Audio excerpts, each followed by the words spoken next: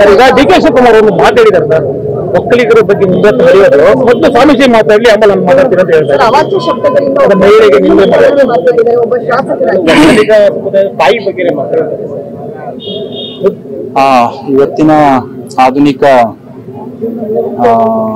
Digital ಯುಗದಲ್ಲಿ ಎಲ್ಲಾ ವಿಚಾರಗಳು ಎಲ್ಲ ಕಡೆಗೂ ಕೂಡ ಹರಿದಾಡ್ತಕ್ಕಂಥದ್ದು ಗೊತ್ತಿರ್ತಕ್ಕಂಥದ್ದು. ಆಡಿಯೋ ಅಂತಕ್ಕಂಥದ್ದು ಏನಿದೆಯಲ್ಲ ಅದನ್ನ ನಾನು ಕೂಡ ಕೇಳಿಸ್ಕೊಂಡಿದ್ದೇನೆ.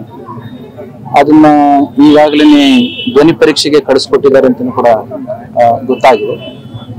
ಯಾರೇ ಮಾತನಾಡಿರ್ಲಿ, ಅವ್ರು ಮಾತನಾಡಿದ್ರು ಅಥವಾ ಇನ್ನೊಬ್ರು ಮಾತನಾಡಿದ್ರು ಅದು ಗೊತ್ತಾಗುತ್ತೆ.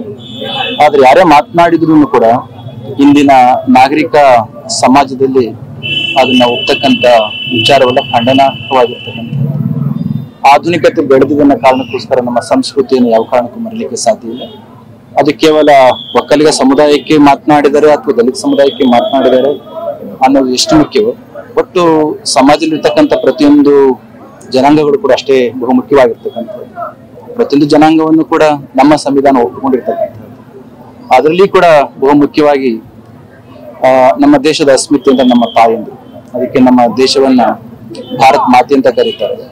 ಅಂತಹ ತಾಯಂದ್ರ ವಿಚಾರದಲ್ಲಿ ಅವ್ಯಾಚ್ಯವಾಗಿ ಹೇಳಲಿಕ್ಕೆ ಆಗದಿರ್ತಕ್ಕಂಥ ಮಾತುಗಳ ಮುಖಾಂತರ ಆ ಧ್ವನಿ ಮುದ್ರಣದಲ್ಲಿ ಇರ್ತಕ್ಕಂಥದ್ದು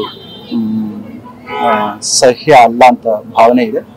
ಹಾಗಾಗಿ ಅದನ್ನ ಮಾತನಾಡಿರ್ತಕ್ಕಂಥವ್ರು ಯಾರೇ ಆದ್ರೂ ಕೂಡ ಸೂಕ್ತವಾಗಿರ್ತಕ್ಕಂಥ ನಿರ್ಧಾರ ಮತ್ತು ಕ್ರಮ ತೆಗೆದುಕೊಂಡು ಒಕ್ಕಲಿಗರ ಸಂಘದಿಂದ ಕೆಂಗೇರಿ ಬಳಿ ನೀವೇನು ಹೋಗ್ತೀರಾ ಸರ್? ಅದ್ರ ಬಗ್ಗೆ ನನಗೆ ಗೊತ್ತಿಲ್ಲ, ಕೇಳ್ತೀವಿ. ಸರ್, ಈ ಹಿಂದೆ ಕೂಡ ರಾಮನಗರದಲ್ಲಿ ಇಲ್ಲದೆ ಇರುವಂತಹ ರಾಜರನ್ನ ಸೃಷ್ಟಿ ಮಾಡಿ ಸಿನಿಮಾ ಮಾಡೋದಕ್ಕೆ ಹೊರಟಿದ್ದು ಮುನಿರತ್ನವರು ಪದೇ ಪದೇ ಒಕ್ಕಲಿಗರನ್ನ ಟಾರ್ಗೆಟ್ ಮಾಡ್ತಿದಾರ. ಹೌದು, ಬಹುಶಃ ಉರಿಗೋಡ ನಂಜೇಗೌಡ ಸಂದರ್ಭದಲ್ಲಿ ಇರಬಹುದು. ಅವಾಗ ಕರ್ಸಿನ ಅವರಿಗೆ ಬುದ್ಧಿ ಹೇಳಿದ್ವಿ, ಆ ನಂತರದಲ್ಲಿ ಅವರು ಸ್ಟಾಪ್ ಮಾಡಿದ್ರು. ಆದ್ರೆ ಈಗ ಈ ವಿಚಾರಕ್ಕೆ ಸಂಬಂಧಿಸಿದ ಹಾಗೆ ನಿಜಕ್ಕೂ ಆ ಧ್ವನಿ ಮುದ್ರಣದ ಒಂದು ವಿಚಾರದಲ್ಲಿ ಅದು ಆಯ್ತು ಅಂತಂದ್ರೆ ಯಾರು ಮಾತನಾಡಿದ್ರು ಅವರಿಗೆ ಖಂಡಿತ ಕ್ಷಮಿಸ್ಲಿಕ್ಕೆ ಅರ್ಹವಾಗಿರ್ತಕ್ಕಂಥ ಒಂದು ವಿಚಾರ ಅದು.